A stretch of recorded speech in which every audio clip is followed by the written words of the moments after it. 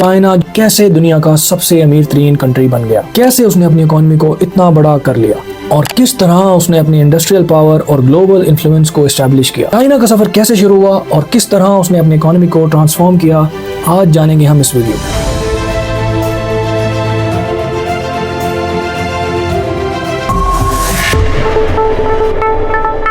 हम चाइना की economical growth की बात करते हैं तो हम उसकी रैपिड डेवलपमेंट और ग्लोबल पावर स्टेटस को समझने की कोशिश करते हैं। चाइना की इकोनॉमिक स्टेटस की कहानी इतनी एंगेजिंग और इंस्पायरिंग है कि हर कोई इस मॉडल को समझना चाहता है। तो चलिए देखते हैं किस तरह चाइना ने अपनी इकोनॉमी को दुनिया की सबसे बड़ी इकोनॉमी बना दिया। अगर हम चाइना की इकोनॉमिक ग्रोथ का एनालिसिस करें तो सबसे पहले 1978 का वक्त आता है। चाइना की डेंग शॉपिंग की लीडरशिप में कंट्री ने अपने इकोनॉमिक रिफॉर्म्स को इंट्रोड्यूस किया। ये रिफॉर्म्स ने चाइना की इकोनॉमी को स्टेट कंट्रोल सिस्टम से मार्केट ओरिएंटेड इकोनॉमी में बदल दिया।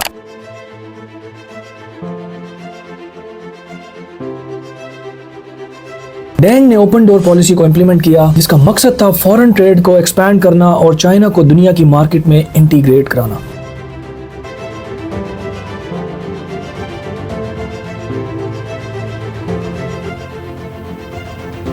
इस रिफॉर्म के बाद चाइना ने अपने एग्रीकल्चर और इंडस्ट्री दोनों को बहुत रैपिडली डेवलप किया। एग्रीकल्चर रिफॉर्म्स के जरिए उन्होंने अपने फार्मर्स की प्रोडक्टिविटी को इंक्रीज किया।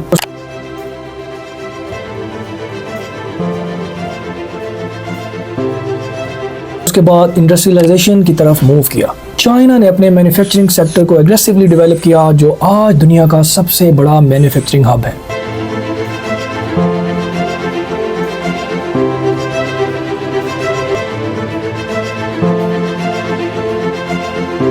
चाइना की गवर्नमेंट ने अपनी इकोनॉमी को ग्लोबल मार्केट के साथ कनेक्ट करने के लिए बहुत स्ट्रेटेजिकल प्लानिंग्स की। जितना ज़्यादा चाइना ने अपनी फॉरेन ट्रेड को ओपन किया, उतना ही ज़्यादा उसने अपने एक्सपोर्ट को इंक्रीज कर लिया। यही एक ऐसा मॉडल था जो कि रैपिड इकोनॉमिक ग्रोथ का सबब बना। एक और इम्पॉर्टेंट फैक्टर जो चाइना की सक्सेस के पीछे है वो है उनका इंफ्रास्ट्रक्चर डेवलपमेंट। चाइना ने अपनी इंफ्रास्ट्रक्चर को बहुत फास्ट पेस पे डेवलप किया। छोटे से लेकर बड़े तक चाइना ने रोड्स, रेलवेज, एयरपोर्ट्स और पोर्ट्स को एस्टेब्लिश किया। ये प्रोजेक्ट्स ना सिर्फ इकोनॉमी को बूस्ट कर रहे थे, बल्कि इंटरनेशनल ट्रेड्स के लिए भी बहुत इंपॉर्टेंट साबित हुए। चाइना ने अपने ट्रांसपोर्टेशन नेटवर्क को डेवलप किया। इसका सबसे बड़ा फायदा ये हुआ कि चाइना को दुनिया के हर कोने से रॉ मटेरियल्स आने लग गए और उन्होंने अपने फिनिश गुड्स को दुनिया की हर मार्केट तक पहुंचाना शुरू कर दिया। मेड इन चाइना का लेबल दुनिया के हर कॉर्नर में दिखने लग गया। जब आज हम चाइना की एक्सपोर्ट इकोनॉमी की बात करते हैं तो वो दुनिया की सबसे बड़ी एक्सपोर्ट इकोनॉमी बन गई। अगर हम बात करें टेक्नोलॉजी और इनोवेशन की तो चाइना ने अपने R&D सेक्टर को बहुत बढ़ा लिया। 1900 से लेकर 2000 के दौरान चाइना ने अपनी टेक्नोलॉजी सेक्टर को बहुत रैपिडली एक्सपैंड किया। उन्होंने अपने लोकल ब्रांड्स को ग्लोबल लेवल पर टेक जायंट्स बना दिया। ये इनिशिएटिव दुनिया के डेवलपिंग कंट्रीज को कनेक्ट करता है और चाइना को उस मार्केट तक एक्सेस देता है जहां वो अपने गुड्स और सर्विसेज को इजीली एक्सपोर्ट कर सके। चाइना की फॉरेन इन्वेस्टमेंट पॉलिसी भी बहुत स्ट्रांग है। उन्होंने अपने स्पेशल इकोनॉमिक जोन्स एस्टैब्लिश किए जहां पर उन्हें फॉरेन कंपनीज को टैक्स इंसेंटिव्स और इजी रेगुलेशन दिए गए। ये स्ट्रेटजी चाइना को ग्लोबल इन्वेस्टर्स के लिए अट्रैक्टिव बना गई। चाइना की स्ट्रेटजी को देखते हुए एक और बहुत बड़ी इंपॉर्टेंट चीज जो हमारे लिए समझना बहुत जरूरी है वो है उनकी government strategy. Chinese communist party ने अपनी लॉन्ग टर्म विजन को इम्प्लीमेंट करते हुए कंट्री की इकोनॉमिक्स पॉलिसी को बहुत स्ट्रेटेजिकली प्लान किया।